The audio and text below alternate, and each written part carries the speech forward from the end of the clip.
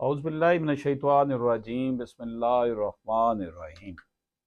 अस्सलाम वालेकुम दोस्तों, आज आपकी खिदमत में एक बहुत इम्पोर्टेंट डिस्कशन हम करेंगे।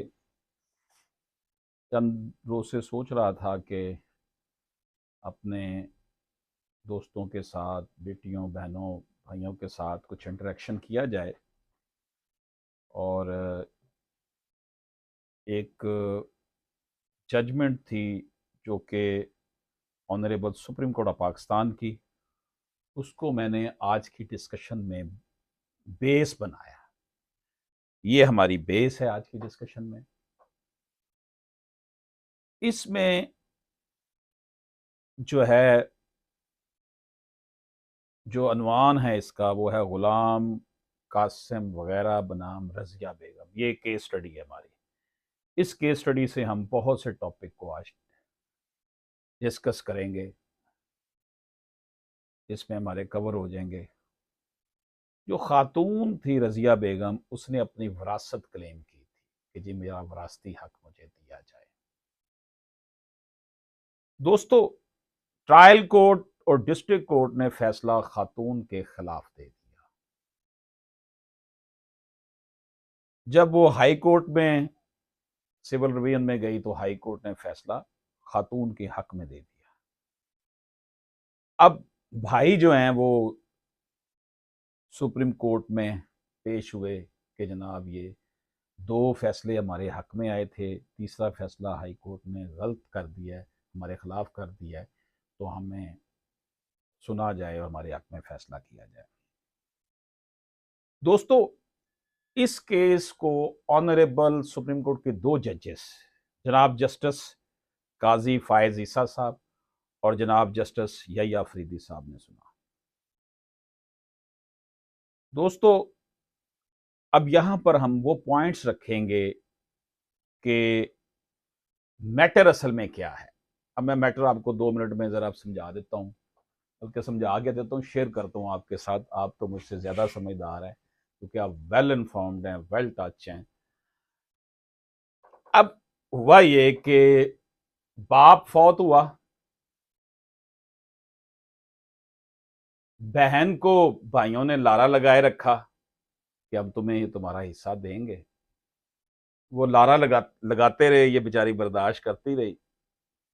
बहनों को एक खतरा होता है ना कि भाई बाप के घर आना उनका बंद कर देंगे। यादें होती हैं घर से, जहाँ उन्होंने परवरिश पाई होती है, अपनी जिंदगी के अहम दिन गुजारे होते हैं, बचपन गुजारा होता है। देखे ना, जब हम इस उम्र में पहुंचते हैं, हमें अपना primary school, high school, college, university शिद्दत से याद आती है। वो दोस्त याद आते हैं जिनके साथ टाइम गुजरा होता है। वो खेल के मैदान याद आते हैं जिनके साथ हमारा, जहाँ हमारा टाइम सर्फ हुआ होता है।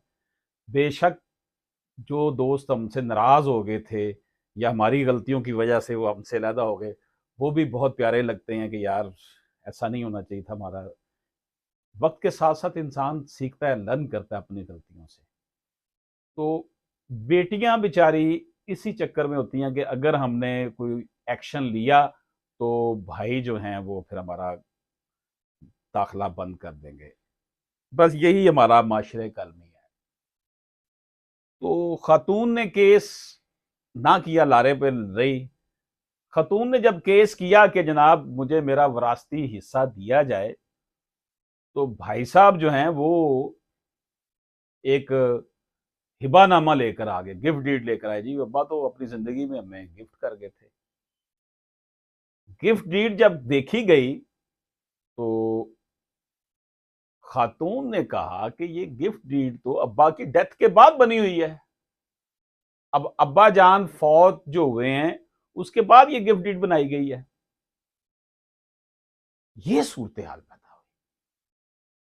यानी कि जुल्म देखें, अपनी कब्र हम कितनी भारी करते हैं कि जमीन के टुकड़े के लिए इतना बड़ा झूठ। ये हमारी मुसलमानी है। ये हमारा हाल है कि कुरान हमारे पास है, कुरान और सुन्नत के हामिल हम लोग हैं, कोड ऑफ लाइफ हमारे पास है, लेकिन दुनियावी मज़े के लिए अब्दी राहतें जो है वो हम फरामोश कर देते हैं। बड़ा बहुत बड़ा अलमिया है। तो भाइयों ने जनाब ना कहा कि नहीं जी, अब्बा तो हमें गिफ्ट कर गए थे। बहन ने जनाब यूनियन काउंसिल से सर्टिफिकेट लाकर दिखा दिया कि जनाब जो डेट बताई जा रही है गिफ्ट डीड की, अब्बा उससे पहले फौत हो चुके थे। ये स्टोरी थी। फिर इसमें उन्होंने जो है इस बात को भी मौजूद बहस बनाया कि चूंकि इतना अरसा बहन ने जो है वो इसका नहीं किया दावा, तो ये इतना सा खामोश रही है, इसका मतलब है कि इसकी रजामंदी शामिल थी। डॉक्ट्राइन ऑफ एक्सक्यूजेंस को इसने बनाया। उसके हवाले से भी कि जनाब जब बंदा एक लंबे अरसे तक अपना कोई हक नहीं मांगता तो इसका मतलब ये है कि वो उससे दस्तबरदार हो चुका है, या उसको पता है कि इसकी जो फेट है वो ठीक है, वो सही दुरुस्त तौर पर अब्बा कर गए हुए हैं। हिबा, आप मेरी बात को फॉलो कर रहे होंगे। ये जी उसकी प्रोनाउंसिएशन है एक्वेसेंस। इसकी प्रोनाउंसिएशन जो इस वर्ड की है, क्योंकि इसमें एस और सी ज़्यादा आता है, ये है जी इसकी pronunciation. Doctrine of acquiescence, the reluctant acceptance of something without protest, ये मतलब है इसका। तो यहां पर यह मामला भी लाया गया, चूंकि बहनों ने कोई प्रोटेस्ट नहीं किया अब तक, इतना अरसा गुजर गया है, तो इसका मतलब है कि बहन जो थी वो मुतमिन थी कि ठीक है जी, मेरा ये अब्बा भाइयों को हिस्सा दे गया हुआ है। कितने जालिम है, जुल्मत को ज़िया कहते हैं। ये सूरत हाल जनाब पैदा हुई है। अब आप उम्मीद है कि मेरी बात को फॉलो कर चुके होंगे। ये स्टोरी है इस पूरे केस की जिसके इर्द गिर्द ये घूम रहा है। मैं यहाँ पर इस केस की मज़ीद डिटेल में जाने लगा हूँ, उससे पहले आपकी खिदमत में एक अर्ज़ है कि आप अगर मेरी बेटियां, बहनें, माएँ अपना हिस्सा विरासत लेना चाहती हैं, तो उसके लिए टाइम का मसला नहीं है कि आपने इतना अरसा नहीं एहतजाज किया, प्रोटेस्ट किया, डर के बैठे रही हैं तो अब आप केस नहीं कर सकते। ऐसी कोई बात नहीं। ये उमरताब बंदयाल साहब ने केस में ऑब्जर्वेशन दी थी, लोग उसको लेकर बैठ गए, ऐसी कोई बात नहीं है। उमरताब बंदयाल साहब सुप्रीम कोर्ट के आजकल चीफ जस्टिस भी हैं। तो मैं आपको ये अर्ज़ कर दूं कि अगर तो आपने केस करना है तो फिर खुले दिल से आइएगा। ये देख लें कि इस केस में पहली अदालत, दूसरी अदालत, तीसरी अदालत, 4 अदालतें हैं। पहली अदालत ने खतून के खिलाफ फैसला किया, दूसरी अदालत ने खतून के खिलाफ फैसला किया, तीसरी अदालत ने खतून के हक में फैसला किया, चौथी ने हक में किया। अब होता यह है कि आप जब केस फाइल कर देते हैं, ट्रायल शुरू होता है, सबसे ज्यादा काम ट्रायल में होना होता है। ट्रायल में अगर आपके खिलाफ भी हो गया ना तो आपने परेशान नहीं होना। वजह यह है कि यहाँ पर जजेस जो हैं वो अपनी जान छुड़ाते हैं, इनकी ट्रेनिंग नहीं है वरासती मामलात के हवाले से। वो कहते हैं ठीक है हम तो जान छुड़ाएं, आप ऊपर वाली कोर्ट्स देखते रहेंगे। यही हाल डिस्ट्रिक्ट कोर्ट्स कर रही हैं हमारे साथ। ये बहुत बड़ा अलमी है। कोई चेक एंड बैलेंस नहीं है कि जो जजेस, अब एक फैसला हाई कोर्ट सुप्रीम कोर्ट में जाकर दुरुस्त हो रहा है, नीचे जहाँ टाइम ज़ाया इतना हुआ है, तो उसका जिम्मेदार कौन है? क्या पनिशमेंट होनी चाहिए जजेस की? अब आप कहेंगे जी अगर उनको पनिशमेंट देंगे तो वो तो फ्री हैंड काम ही नहीं कर सकेंगे। भाई फ्री हैंड हम कहते हैं काम करें, लेकिन जो इनकी ट्रेनिंग पे जोर दिया जाए, जुडिशल एकेडमी में भरपूर इनके लेक्चर करवाए जाए। सब बड़े ऑनरेबल है हमारे जितने भी जजेस हैं, लेकिन कुछ डिलीवर होना चाहिए। इतना अरसा टाइम लगते लगते 4 स्टेजेस बनी हुई हैं, स्टेजेस भी कम होनी चाहिए। तो इसलिए अगर आपने केस दायर करना है विरासती हक के लिए तो फिर खुला दिल लेकर आएंगे। अगर सिविल कोर्ट में आपके खिलाफ भी होगा तो उसका मतलब ये नहीं है कि आप हार गए हैं।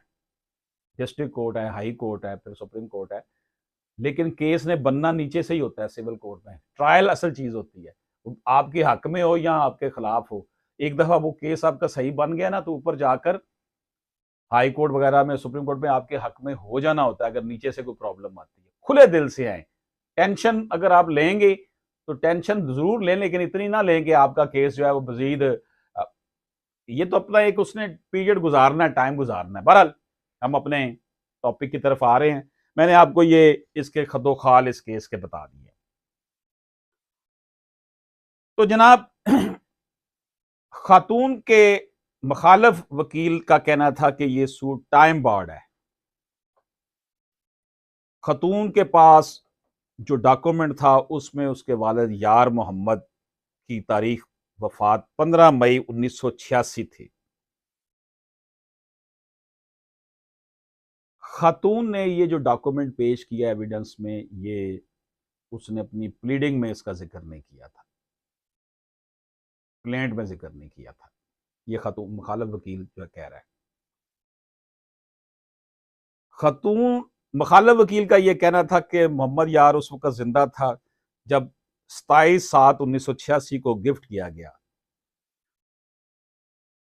उसका कहना था कि ये 27/7/1986 को गिफ्ट किया गया। खातून ने जो सर्टिफिकेट बाद में पेश किया उसमें था कि वो 15 मई को फौत हो चुका था, तो वो कब्र से उठकर आगे गिफ्ट करने नहीं आया था। खातून का कहना था ये 28/5/1999 को फौत नहीं हुआ। मुखालिफ वकील कह रहा था कि जी 27/7/1986 को उसने गिफ्ट किया और 28/5/1999 को फौत हुआ। तो गोया भाइयों ने अपने अब्बा की जिंदगी बढ़ा दी। असल में अब्बा 1986 15 मई को फौत हुआ। भाइयों ने जनाब अपने फ्रॉड के लिए 28/5/1999 का तस्करा कर दिया।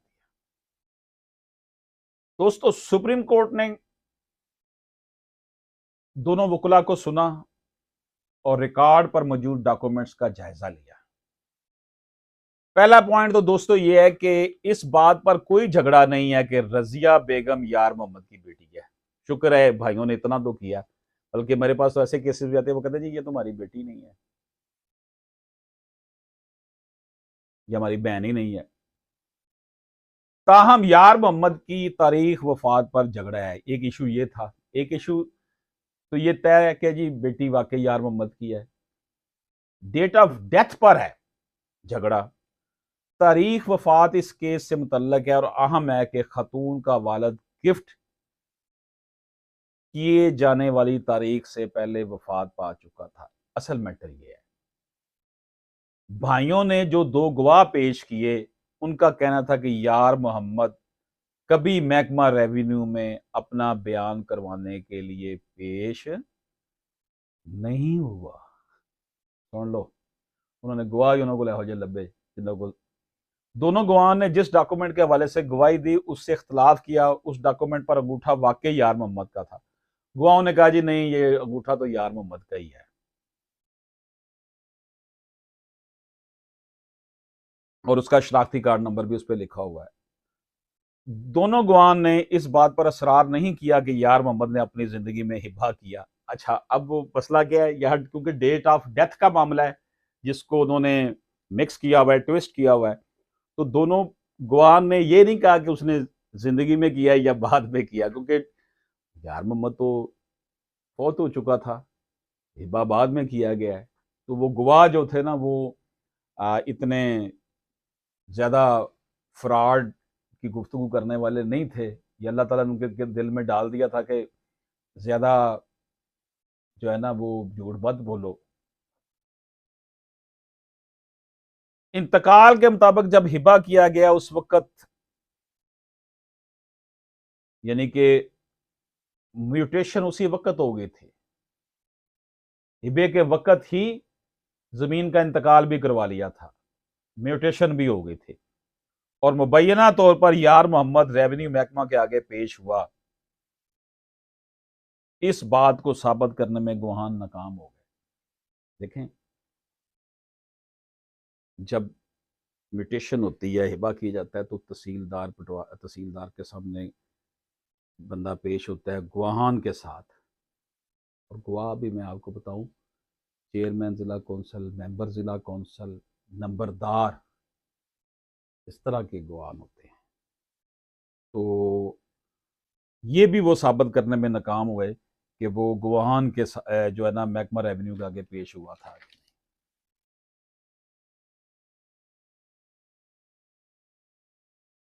अब जो भाइयों का वकील साहब था उसके एतराज़ात थे कि यार मोहम्मद की तारीख वफात के मुतल्लक, और दूसरा वो कहना था कि ये टाइम बार्ड है। खातून ने जो अपना वकालत नाम अपना सॉरी डेथ सर्टिफिकेट अपने वालिद का पेश किया था यूनियन काउंसिल से जारी करदा, अब इसके ऊपर भी भाइयों ने ये इतराज नहीं किया था कि ये क्यों पेश किया है। भाइयों को चाहिए था कि यूनियन काउंसिल के सेक्रेटरी को बुलाते, उसके ऊपर जिरा करते कि ये असली है या नकली है। ये नहीं किया उन्होंने। भाइयों ने जबानी इस बात पर जोर दिया कि उनके वालिद 28/5/1999 को फौत हो गए थे। दोस्तों, अब सवाल यह है कि डेथ सर्टिफिकेट वाकई दुरुस्त तौर पर पेश किया गया। यूनियन काउंसिल के रिकॉर्ड को चेक करवाने के लिए यूनियन काउंसिल के एहलकारों को भाइयों ने समन ना करवाया। अगर वो कहते हैं जी डेट ऑफ डेथ ये नहीं है, तो जो उसने खातून ने वो डेथ सर्टिफिकेट पेश किया था, तो वो इन्होंने चेक करवाने के लिए समन करवाते ना एहलकारों को, यूनियन काउंसिल के बुलाते, उनको पेश करते, जिरा करते कि ये दुरुस्त है या गलत है। उन्होंने कोई नहीं उनको बुलाया, भाई झूठे जो थे। और ना ही बहन ने जो सर्टिफिकेट दिया था उसकी मुखालफत में कोई और डेथ सर्टिफिकेट पेश किया। यानी बहन ने जो डेथ सर्टिफिकेट पेश किया उसको फिर कोई नया और कोई सर्टिफिकेट भाई पेश करते ना कि अब्बा इस वक्त फौत नहीं हुए थे। ये भी नहीं हुआ। ये सुप्रीम कोर्ट की डिस्कशन है केस में। भाइयों की तरफ से जवाब दावा में 28 मई 1999 सिर्फ लिखना और इस तारीख के हवाले से कोई सबूत ना पेश किया जाना, इसका मतलब क्या है? इसका मतलब ये है, इसकी कोई वजह ना है कि इस बात को मान लिया जाए कि यार मोहम्मद 15 मई 1986 को ही फौत हुआ। बस ये गिफ्ट म्यूटेशन जो थी उसके फौत होने के बाद बनवाई गई। जिस शख्स जैसे कोई शख्स फौत होता है, ये ऑनरेबल जो है वो सुप्रीम कोर्ट अपनी एक लैंडमार्क जजमेंट PLD 1990 SC1 में करार दे चुकी है। गुलाम अली बनाम मुसम्मात गुलाम सरवर नकवी में, कि कोई शख्स फौत होता है तो उसके वारसान उसकी प्रॉपर्टी के उसी वक्त मालिक बन जाते हैं। जैसे ही कोई बंदा फौत होता है उसी वक्त विरासत खुल हो जाती है और वो उसके मालिक बन जाते हैं। ये ऑनरेबल सुप्रीम कोर्ट अपने जो केस लॉ में आपके साथ केस स्टडी कर रहा हूं उसमें उन्होंने ये एक हवाला दिया है। दोस्तों, ऑनरेबल सुप्रीम कोर्ट अपने फैसले में आगे लिखती है, यही असूल 2004 SCMR 392 पैरा नंबर 4 और 2020 SCMR 601 पैरा नंबर 8 और 2021 SMER 179 पैरा नंबर 5 में बयान किए जा चुके हैं कि जैसे ही कोई बंदा फौत होता है तो उसकी विरासत खुल जाती है। गोया अब्बा फौत हुए 86 में, फौरन विरासत कायम हो गई, तो वो मालक बन चुके थे बहन भी और भाई भी। अब उन्होंने बहन को डिप्राइव करने के लिए जैली गिफ्ट डीड तैयार करवाई महकमा रेवेन्यू के हराम खोर अमले के साथ मिलकर, जिनका सुबह शाम दोपहर जो है वो हराम खाने पे लगी होती है। अल्लाह ताला गारत करे इस मुल्क के महकमा रेवेन्यू के जो फ्रॉडिये एहलकार हैं। सबको नहीं मैं कह रहा, अच्छे लोग भी होंगे, लेकिन हमारे यहाँ जो पटवारी और तहसीलदार का जो हालातों वाकयात है वो सबके सामने है। हमारी लिटिगेशन 70-80% दुरुस्त हो जाए या लिटिगेशन ख़त्म हो जाए अगर ये महकमा रेवेन्यू ठीक हो जाए। दूसरी बात ऑनरेबल सुप्रीम कोर्ट इसमें जो डिस्कस कर रही है वो ये है कि टाइम बार्ड है, क्योंकि गिफ्ट म्यूटेशन 1986 में हुआ। ये सब कुछ बियॉन्ड लिमिटेशन है, क्योंकि एक वारस की तरफ से जायदाद पर कब्जा तमाम वारसान की जानब से जायदाद पर कब्जा तस्वर होता है। बड़ी इंपॉर्टेंट ये बात है। वो कहते हैं जी ये टाइम बार्ड इतने अरसे बाद आ गया, जमीन तो हमारे कब्जे में है। ओ भाई, अब्बा फौत हुए, भाई बहन सब उसके मालिक बन गए। और अब उन सब में से अगर एक भाई या दोनों भाइयों का कब्जा है उस जमीन पर, तो यही समझा जाएगा कि बाकी वारस का भी उसके ऊपर कब्जा है। एक वारिस की तरफ से जायदाद पर कब्जा तमाम वारसान की जानब से जायदाद पर कब्जा तस्वर होता है। ये तय हो चुका है गुलाम अली बनाम मुसम्मद गुलाम सरवर नकवी केस में, जो कि PLD 1990 सॉरी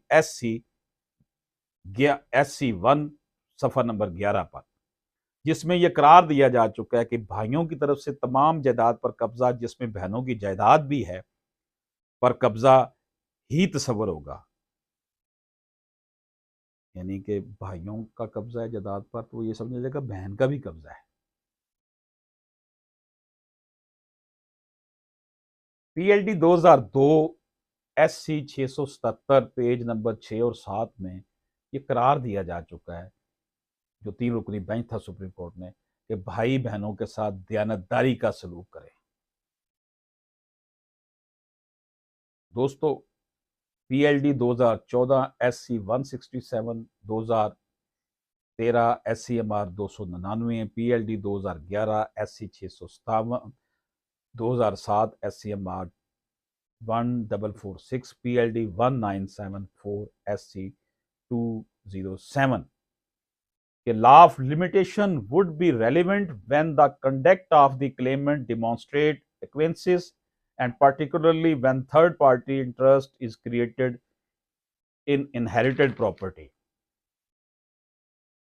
दोस्तों, इतने अफसोस की बात है कि बहन का हिस्सा हजम करने के लिए इज्जत माब भाईजान जो हैं, जो बहनों की इज्जत हुर्मत उनके मुहाफ़िज़ होते हैं, बाप के बाद बहन को अगर कोई तकलीफ़ होती है अपने ससुराल में, उसको कोई मसाइल का सामना करना पड़ता है, तो भाइयों ने उसकी हेल्प करनी होती है। और वो राहबर ही राजन जब बन जाए, खुद ही वो फ्रॉड करना शुरू कर दें, तो फिर देखें वो बहनें बेचारी कहाँ जाएंगी, किसकी जान को जाकर रोएंगी। It is extremely regrettable that in the Islamic Republic of Pakistan, male heirs continue to deprive females here of their inheritance by resorting to different tactics and by employing dubious devices, as was done in the instant case। अफसोस की बात है कि पाकिस्तान में जो है वो इस्लामी जमहूरिया पाकिस्तान में ख़वातीन को मुसलसल जो है उनके हक़ वरासत से महरूम किया जा रहा है। इसके लिए मुख्तलिफ हथकंडे इस्तेमाल किए जाते हैं, जैसा कि इस केस में हथकंडे इस्तेमाल किए। यहाँ पर ऑनरेबल सुप्रीम कोर्ट ने हवाला दिया है कुरान पाक का, सूरह निसा आयत नंबर 4 में अल्लाह पाक ने वाज़े कर दिया है। सूरह निसा आयत नंबर 11, 13, 14 में वाज़े किया है। दोस्तों, ये अदालत 2021 SMER 73 पैरा नंबर 73 में सॉरी 2021 SMER 73 पैरा नंबर 5 में करार दे चुकी है कि रेवेन्यू हुकाम को होशियार होना चाहिए, विजिलेंट होना चाहिए, किसी का हक़ वरासत ना खत्म कर दें। ये जुल्म इन्हीं के हाथों होता है। इसी तरह 2016 SMER पैरा नंबर 11 में ख़वातीन के हक पर असरअंदाज होना अफसोसनाक करार दे चुकी है। Supreme court of Pakistan PLD 2002 SC 677 para number 6 में करार दे चुकी है कि ख़वातीन को हक से महरूम करने फ्रॉडी हैं। अफसोस की बात है कि आने पाकिस्तान के आर्टिकल 23 और 24 को की सरयन खिलाफ वर्जी हो रही है। कोई नहीं उनको रोक रहा, ख़वातीन के हकूक़ की प्रोटेक्शन के लिए कोई आगे नहीं बढ़ रहा। दोस्तों, 2016 SCMR 986 पैरा नंबर 13 में करार दिया जा चुका है कि ख़वातीन के साथ फ्रॉड करना बदकिस्मती है। दोस्तों, PLD 2002 SC 677 पैरा नंबर 6 में करार दिया जा चुका है कि क्लेमिंग राइट का फ़ायदा ऐसी ट्रांजैक्शन में नहीं लिया जा सकता जो फ्रॉड पर मबनी हो। जैसे मैंने एक्वेंसेस की बात की थी ना, कि जी वो इतना अरसा कोई बोलता नहीं है, लंबा अरसा गुजर गया, प्रॉपर्टी लेने आ गए हैं, क्या बात है ये। तो भाई ये बात यहाँ सेटल्ड है। जो ये पिछले दिनों बात हो रही थी ना कि बहनें अगर अपनी जिंदगी में अपना हिस्सा नहीं मांग लेती विरासत में तो उनके फिर औलाद नहीं ले सकती, ये बिल्कुल गलत बात है। इस हवाले से गलत ऑब्जर्वेशन दी गई थी। असल बात यह है कि पीएलडी 2002 एससी 670 पैरा नंबर 6 में करार दिया जा चुका है कि ऐसी ट्रांजैक्शन में एक्वेंसिस का हसूल का फैसला नहीं दिया जा सकता अगर वो फ्रॉड पर मबनी है। नहीं, वो उससे कह रहे थे कि जी अब तुम्हें देते हैं तुम्हारा हक तुम्हें देंगे, लारे लाए रखे सर, मिस रिप्रेजेंटेशन कर रहे थे, फ्रॉड कर रहे थे। तो वो अब क्या करती, सर फाड़ देती उसका जाकर। हमारे माशरे में खतून बेचारी की हैसियत ही क्या है, उसको तो शनाख्ती कार्ड नहीं बना कर देते। हाँ, वो माँ के घर हो, माँ बाप के घर हो या ससुराल में चली जाए, तो शनाख्ती कार्ड बेचारी का बनता है उस वक्त जब पता नहीं वो ज्यादा ही मुसीबत पड़ जाती है।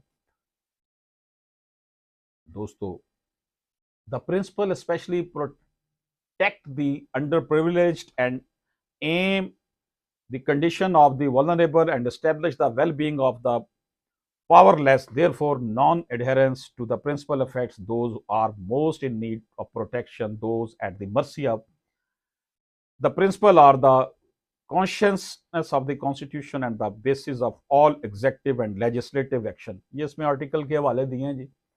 आर्टिकल 31 एक, आर्टिकल 31 दो बी, आर्टिकल 38 ए, ये article 34 1994 SMER 1548 page 1552, 2015 SMER 1739 para number 32, PLD 2020 SC 508 para number 11, 2001 SMER 1161 para number 9, 2021 SMER 179 para number 8, PLD 1988 SC 416 page 489। Honourable supreme court अपने इस केस में जो मैं केस आपकी खिदमत में पेश कर रहा हूँ ना, ये सिविल पिटीशन नंबर 957/2020 है, जिसकी ये स्टोरी आपको सुनाई है। तो जनाब, almost half century has pass since 1973।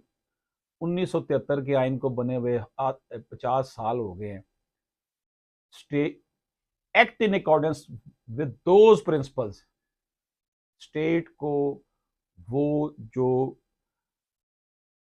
Principle of public policy है उसके हवाले से आज तक कोई रिपोर्ट नहीं सबमिट करवाएगी। सदर पाकिस्तान और तमाम सूबाई गवर्नर्स को चाहिए कि हर साल ये रिपोर्ट मरतब करवाएं जिसमें पता चले कि जनाब प्रिंसिपल ऑफ पॉलिसी खातून को हिबा के नाम पर, दस्तबरदारी के नाम पर, बै के नाम पर, गिफ्ट के नाम पर, तमलीक के नाम पर प्रॉपर्टी से महरूम करना पब्लिक पॉलिसी के अगेंस्ट है। तो ऑनरेबल सुप्रीम कोर्ट ने कहा है कि हर साल पब्लिक पॉलिसी के हवाले से रिपोर्ट पेश करवाई जानी चाहिए। 1981 SMER 341 में प्रिंसिपल ऑफ पॉलिसी पर अमल ना करवाने की तरफ तवज्जो दी जा चुकी है। दोस्तों, therefore we uphold the decision of the learned judge of the High Court gift petition number 88 dated 27 July 1986 should be cancelled immediately if not due so already।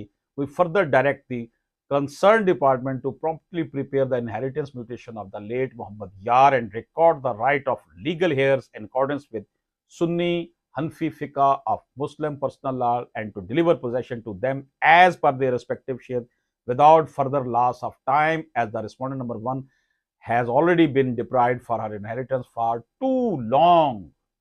जी पहले बड़ा टाइम हो गया जाया राउंड मजीद, और यहां पर अदालत ने कॉस्ट भी डाली है, जुर्माना भी किया है भाइयों को। दोस्तों, हमारी ये तोगोताज जारी रहेगी। ये जो मैंने आज आपकी खिदमत में एक जजमेंट पेश की सुप्रीम कोर्ट ऑफ पाकिस्तान की लेटेस्ट, और उसमें मैंने बेतहाशा बहुत सारे केस लॉ भी दिए। अब आपने करना क्या है, जो बेटियां बहनें केस अपने विरासती हक लेना चाहती हैं, वो एक तो इस बात से डिसहार्ट ना हो कि जी लंबे अरसे तक हमने, क्योंकि उनकी ज़िंदगी में भाइयों की मसलन बहन को हिस्सा नहीं मिला, भाई ने नहीं दिया, तो भाई भी फौत हो गए हैं, बाप भी फौत हो गया, भाई भी फौत हो गए, इवन माँ भी अगर फौत हो गई तो उसकी औलाद आगे क्लेम कर सकती है। अगर कहा जाता है जी वो इतने लंबे अरसे तक नहीं किया तो अब क्या लेने आ गया, ऐसी कोई बात नहीं। और भाई उन्होंने बोल बच्चन लाए होने ने कि देंगे देंगे देंगे, या रिश्तेदारियां आपस में ही होती हैं, उस रिश्तेदारियों को खत्म कर डरते हैं लोग कि हमारा आना जाना बंद हो जाएगा। तो ऐसी बात नहीं है। आपने अपने अगर हक के लिए लड़ना है ना, तो फिर इस बात से नहीं डरना चाहिए कि मौत हमारे ऊपर आ पड़े या हम मौत के ऊपर जा पड़े। हमने हक सच का साथ देना है।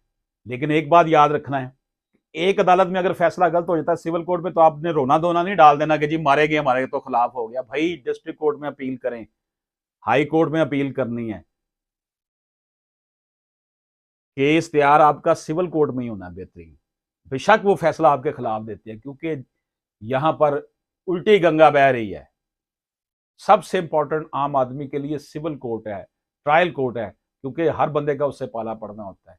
वहां इंसाफ नहीं हो रहा, वजह क्या है? लेजीनेस, काम ना करना। हमारे जजेस भी वो ब्यूरोक्रेसी की तरह मजे से आते हैं मजे से जाते हैं। ये सिविल जजेस की बात कर रहा हूँ, हाई कोर्ट वाले तो टाइम पर आकर बैठ जाना होता है, लेकिन वो हाई कोर्ट वाले जज पर इतना प्रेशर डाला होता है। अभी भी मैं एक केस में पेश हुआ हूँ, तो 80 केस तो अर्जेंट ही लगे।